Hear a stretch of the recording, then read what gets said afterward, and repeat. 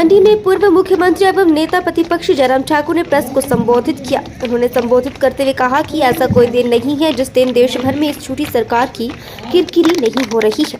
ये सब इनके आसपास और अपने कारनामों की वजह से हो रहा है। इसलिए भारतीय जनता पार्टी और मुझे दोष देने के लिए कांग्रेस नेता बाज आए।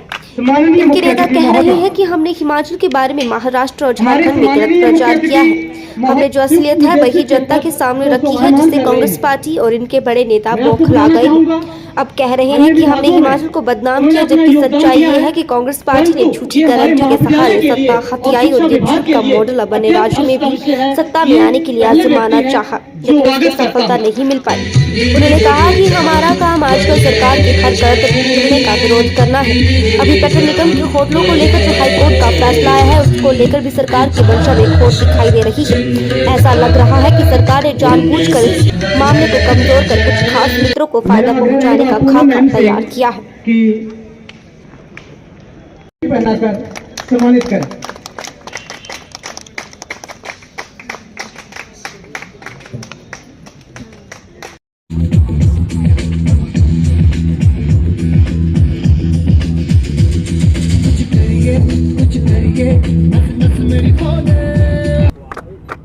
रूबरू हो रहे हैं माननीय संयुक्त निदेशक उच्च शिक्षा विभाग हिमाचल प्रदेश।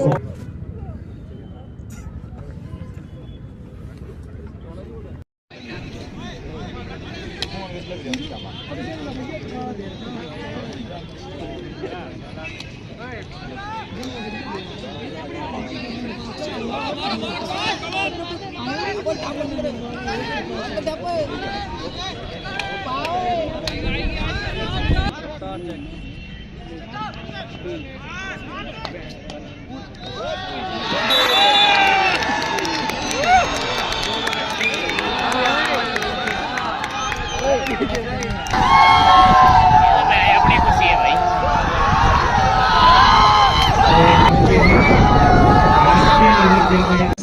सुनिश्चित किया।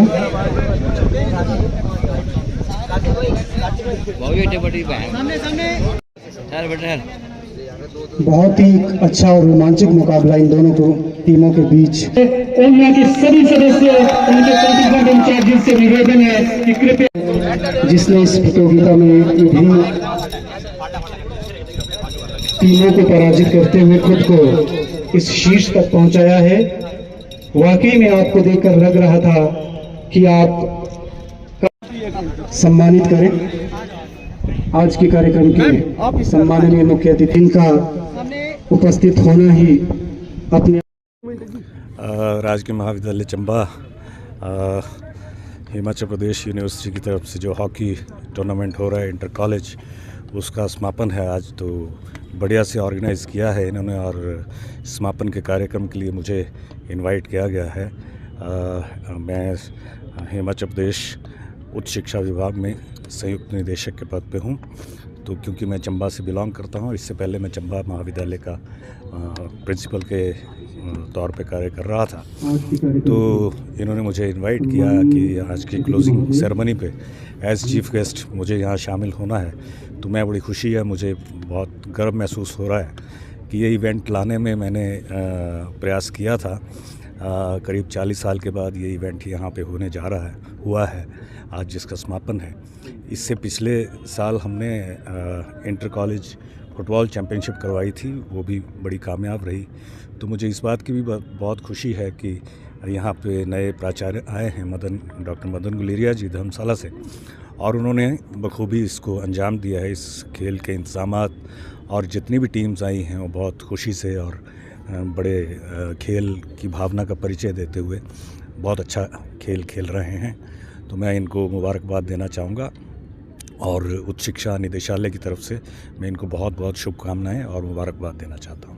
सर, पिछले कुछ वर्षों खेल क्षेत्र में हमारे विभाग की तरफ से समय समय पे विभिन्न महाविद्यालयों और विद्यालयों को अच्छे अच्छे इक्विपमेंट्स प्रदान किए जाते हैं ताकि खेलों में बच्चों की रुचि बढ़े और किसी भी तरह की कोई कमी नहीं रखी जाती। आज की परिस्थितियां ऐसी बन चुकी हैं कि बच्चे मोबाइल से दूर नहीं हट पा रहे हैं और इनको ग्राउंड में किसी तरह से लाना ज़रूरी है। और मैं तो यूँ समझता हूँ कि इनको मौके देने चाहिए। हालांकि इस बार टीम्स बहुत कम आई हैं, लेकिन एक समझे कि डिसेंडिंग ऑर्डर के बाद आगे फिर असेंडिंग ऑर्डर में काम चलता है। तो अभी ये स्तर जो जैसे टीम्स कम आई हैं तो अगले साल से बढ़नी शुरू हो जाएंगी, मगर हमारा ड्यूटी ये रहती है कि हम युवा पीढ़ी को मौके उपलब्ध ज़रूर कराएं ताकि वो आगे के लिए इंटरेस्ट उनका बना रहे। भले ही वो कम प्रदर्शन कर पाएँ, लेकिन ऐसे ही नए नए बच्चों में इंटरेस्ट जब बनता है तो उनमें से अच्छा करने वाले भी पैदा होते हैं। देखिए, अम्यूज़मेंट के लिए खेलना तो एक अलग चीज़ है, लेकिन जब किसी फील्ड में एक्सेल करना है उसके लिए आपको स्पेशल कोचिंग लेनी पड़ेगी, अच्छे इक्विपमेंट्स लेने पड़ेंगे और अच्छे लोगों के मार्गदर्शन में आपको कार्य करना पड़ेगा। तो उसी तरह से आगे युवा पीढ़ी के लिए हमारा हम ये विचार रखते हैं कि उनको मौके के साथ साथ उनको अपनी बाकी की चीज़ों को छोड़ते हुए ग्राउंड की तरफ आकर्षित होना चाहिए, क्योंकि खेल की भावना से खेल जब खेलते हैं हम, शारीरिक फ़िटनेस होती है, मानसिक फ़िटनेस होती है और बहुत सी दूसरी चीज़ों की आजकल जैसे नशे की प्रवृत्ति बहुत बढ़ती जा रही है युवाओं में, उससे दूर किनारा करने के लिए खेलों में विशेष रुचि लेना बहुत आवश्यक है।